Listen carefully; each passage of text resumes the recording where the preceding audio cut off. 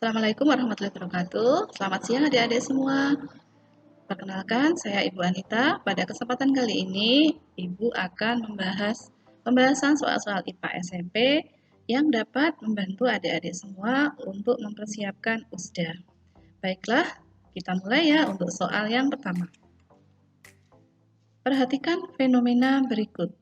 Yang pertama, permukaan air danau membeku saat musim dingin. Yang kedua, tumbuhnya spora tumbuhan paku menjadi protalium. Yang ketiga, seekor harimau berlari mengejar seekor kijang. Yang keempat, ayam berkembang biak dengan bertelur.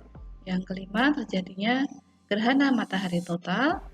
Yang keenam, sebuah batu berlubang karena terkikis oleh air hujan. Pertanyaannya adalah gejala alam biotik pada pernyataan di atas adalah nomor titik-titik. Pada soal ini sudah Ibu tandai kata-kata kunci per kalimat. Perhatikan di sini pertanyaannya, kata kuncinya adalah biotik. Seperti yang adik-adik sudah ketahui, ekosistem itu ada dua faktor ya, dan ada dua gejala ya, yaitu biotik dan abiotik. Biotik itu adalah yang hidup, abiotik yang tidak hidup. Nah, di sini berarti kalau yang ditanyakan gejala alam biotik, kita harus mengacu ke kata kunci yang menunjukkan bahwa gejala alam itu hidup. Nah, di sini setelah kita analisis, yang pertama air. Air itu kan dia abiotik, berarti bukan ya. Kemudian yang nomor dua, spora tumbuhan paku. Nah, dia juga abiotik, benar yang nomor dua. Kemudian yang nomor tiga, harimau, kata kuncinya. Ini juga gejala alam biotik, benar ya. Yang keempat, ayam, ini juga biotik juga. Kemudian yang kelima, gerhana matahari. Gerhana matahari ini bukan faktor biotik ya, tapi dia abiotik. Yang keenam, batu. Batu juga bukan. Maka yang benar di sini jawabannya adalah yang ini 2, 3, dan 4. Yang B. Semoga bisa dipahami. Kita lanjutkan ke soal berikutnya. Perhatikan pernyataan berikut ini. Ya, ada 4 pernyataan di sini. Sudah Ibu beri kata kunci juga. Ya, untuk pertanyaannya, ciri makhluk hidup melakukan ekresi ditunjukkan pada pernyataan nomor berapa. Nah, di sini ada kata kunci ekresi yang sudah Ibu tandai merah. Ekresi itu artinya mengeluarkan zat-zat sisa metabolisme dari dalam tubuh. Ya, seperti yang sudah adik-adik tahu ya, kalau ekresi itu melakukan zat sisa metabolisme itu contohnya seperti kita mengeluarkan air seni, kita mengeluarkan keringat ya. Kita juga ini ya mengeluarkan hasil pernafasan berupa CO2. Nah, di sini kita kembali ke poin-poinnya yang 1 sampai 4. Yang pertama, tumbuhan bernafas, mengeluarkan CO2. Ada kata kunci bernafas dan mengeluarkan. Nah, berarti dia termasuk ekresi. Yang kedua, daun kaktus berbentuk duri untuk mengurangi penguapan. Ini bukan ekresi ya, ini adalah adaptasi untuk dapat bertahan hidup ya di tengah lingkungan. Kemudian yang ketiga, manusia berkeringat. Nah, kalau berkeringat kan berarti kita mengeluarkan keringat. Nah, ini juga termasuk ekresi ya. Kemudian yang keempat, pohon jati menggugurkan daun untuk mengurangi penguapan. Nah, ini sama dengan yang nomor 2 tadi, pernyataan nomor 2. Kalau menggugurkan daun itu adalah contoh adaptasi agar bisa beradaptasi dengan lingkungan. Jadi yang benar di sini adalah yang A ya, 1 dan 3. Kita ke nomor berikutnya. Ya, perhatikan ciri-ciri makhluk hidup berikut ini ya. Ada 4 ya ciri-ciri ini. Terus kemudian ciri-ciri di atas merupakan ciri kelompok makhluk hidup apa ya? Ya di sini yang pertama heterotrof ya. Heterotrof itu dia dapat membuat makanannya sendiri ya. Jadi yang heterotrof itu adalah kelompok tumbuh-tumbuhan ya. Kemudian yang kedua, biasanya hidup di tempat yang lembab. Ya. Lembab ya, banyak air ya. Kemudian yang ketiga, tubuhnya tersusun atas benang-benang halus atau hifa. Yang keempat, dia berkembang biak dengan spora. Nah, ini kata kuncinya. Siapa yang berkembang biak dengan spora? Kita analisis untuk jawabannya yang A, Monera. Monera itu ya golongan ini ya, lumut ya, bukan ya. Kemudian yang B, Plantae itu adalah tumbuhan-tumbuhan yang besar. Jelas dia tidak dengan spora ya, dan dia bisa hidup di tempat yang tidak lembab juga. Yang C adalah fungi. Nah, ketemu ini jawabannya yaitu fungi ya. Fungi itu jamur. Jamur itu dia hidupnya di tempat yang lembab, terus kemudian tubuhnya itu terdiri atas benang-benang halus, berkembang biak dengan spora ya, dan dia juga heterotrof, mampu membuat makanannya sendiri. Kalau yang mamalia ini jelas bukan ya. Mamalia ini adalah hewan yang menyusui ya dan melahirkan. Ya, kita ke nomor berikutnya. Urutan sistem organisasi kehidupan dari yang sederhana menuju kompleks. Ya, jadi kalau kehidupan itu kan dimulai dari sel ya, sel itu yang kecil, kemudian dia mengumpul menjadi jaringan ya, kemudian organ itu kalau dia berkaitan menjadi namanya sistem organ, nah baru yang namanya organisme. Jadi yang B ya, ini silahkan ya dimengerti ya, semoga adik-adik semua hafal ya untuk urutan sistem organisasi kehidupan ini. Berikutnya, perhatikan pernyataan berikut ini juga sudah Ibu beri kata kunci. Pernyataan di atas yang paling tepat untuk menjelaskan fungsi dari sistem rangka bagi manusia. Berarti sistem rangka bagi manusia itu adalah apa? Tulang ya. Nah ini yang tepat apa? Kita lihat untuk soal yang ini ya. Poin nomor 1. Memberikan bentuk dan menyokong tubuh. Ini benar ya. Kalau tidak ada rangka, berarti kan manusia, hewan itu kan tidak bisa tegak ya. Berarti dia emang fungsinya itu, menyokong tubuh. Yang kedua, melindungi organ-organ eksternal. Eksternal itu apa? Di luar ya, organ luar. Apakah ya? Ini salah ya, karena kalau tepatnya untuk sistem rangka itu melindungi organ-organ internal ya, seperti paru-paru, jantung itu kan dilindungi oleh sistem rangka yang ini ya, ada di dada itu ya, contohnya. Tempat dibentuknya sel darah. Ini benar ya, karena pembentukan sel darah itu ada di sumsum tulang. Kemudian yang keempat, tempat menempelnya otot sebagai alat gerak pasif. Nah, ini yang salah pasif nih ya, harusnya kan dia aktif ya. Tempat menempelnya otot sebagai alat gerak yang aktif ya, seperti otot yang ada di tangan, otot yang ada di kaki. Berarti jawabannya adalah yang B, di sini 1 dan 3.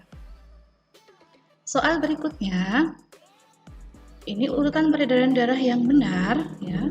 Nah, seperti yang adik-adik ketahui, peredaran darah itu yang berperan utama adalah organ jantung dan paru-paru.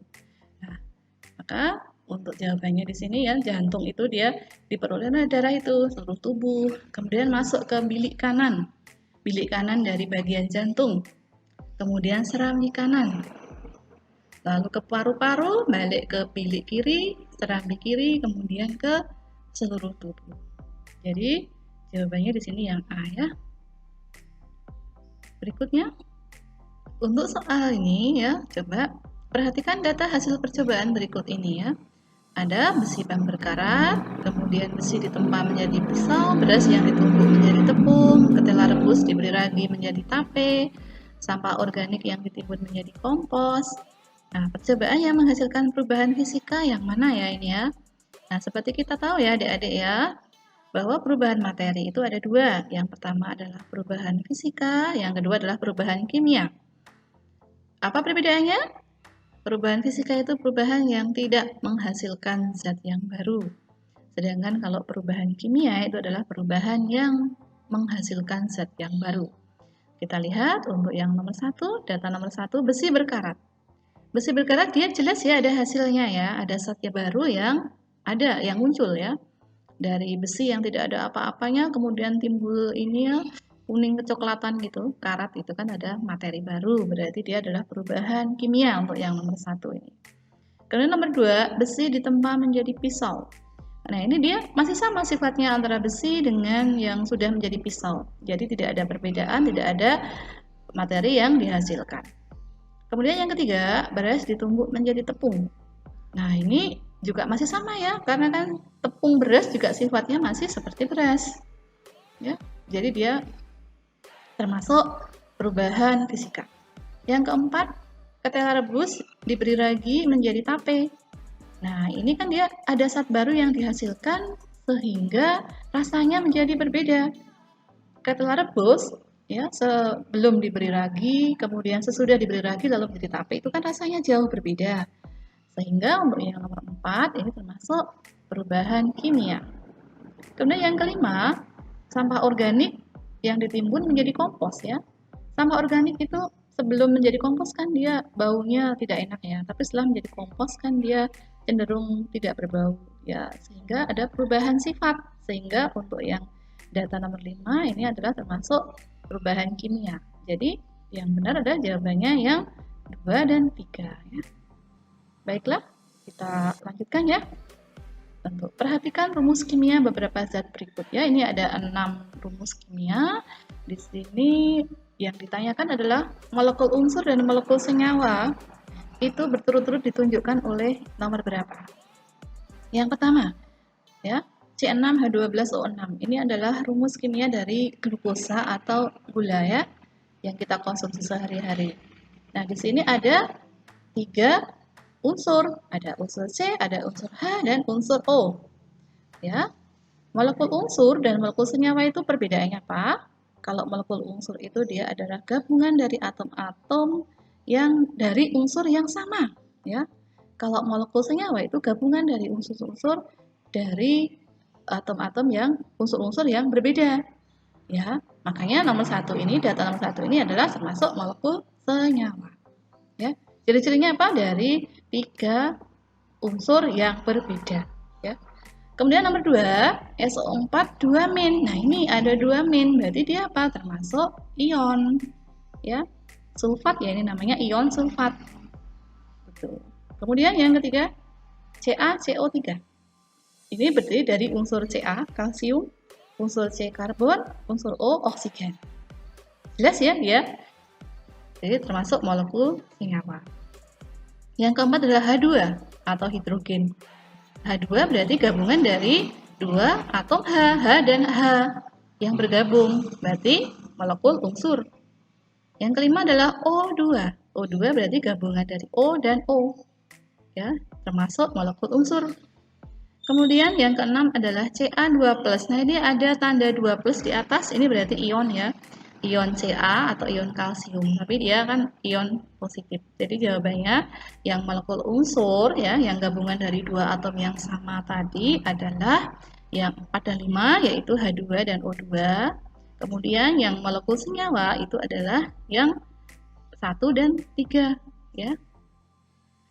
Soal berikutnya, pada proses inhalasi atau inspirasi ya. Ini ya kata kuncinya inhalasi atau inspirasi itu adalah peristiwa ini ya, penyerapan ya, penghirupan oksigen ya. Ini O2 itu oksigen akan berdifusi masuk ke alveolus ya. Alveolus itu bagian dari paru-paru ya. Reaksi yang terjadi pada kapiler paru-paru adalah, nah ini.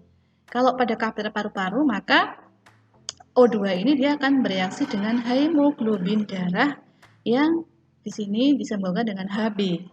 Maka jawabannya adalah Hb ini akan bereaksi dengan O2 atau oksigen menghasilkan HbO2 ya, hemoglobin oksida.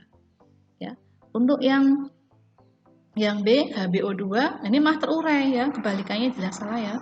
Sementara kalau yang C itu Hb tambah CO2 menjadi HbCO2, ini kan dia kalau CO2 itu bukan senyawa pada proses inhalasi ya, pada proses pernapasan. Jelas ya? Untuk berikutnya, suatu makanan yang diuji menggunakan biuret. Nah, kata kuncinya adalah biuret ya ini ya. Memperlihatkan warna putih kekuningan dan membentuk endapan ungu. Kemungkinan besar makanan yang diuji adalah, nah, yang harus diketahui kalau tes biuret itu adalah tes untuk uji protein. Maka di sini kita lihat untuk jawabannya itu berarti makanan yang mengandung protein. Ya, A, telur. Telur dia benar ya mengandung protein ya. Yang B, sawi. Enggak ya, enggak begitu besar kandungan proteinnya. Nasi jelas karbohidratnya yang tinggi. D, biskuit juga karbohidratnya yang tinggi. Berarti yang jelas jawabannya adalah A. Ya. Sekian dulu pembahasan soal-soal IPA pada kesempatan kali ini. Insya Allah kita akan membahas soal-soal IPA pada pertemuan berikutnya ya. Assalamualaikum warahmatullahi wabarakatuh. Semoga semua dalam keadaan sehat, berbahagia, dan sukses selalu dalam menghadapi USDA.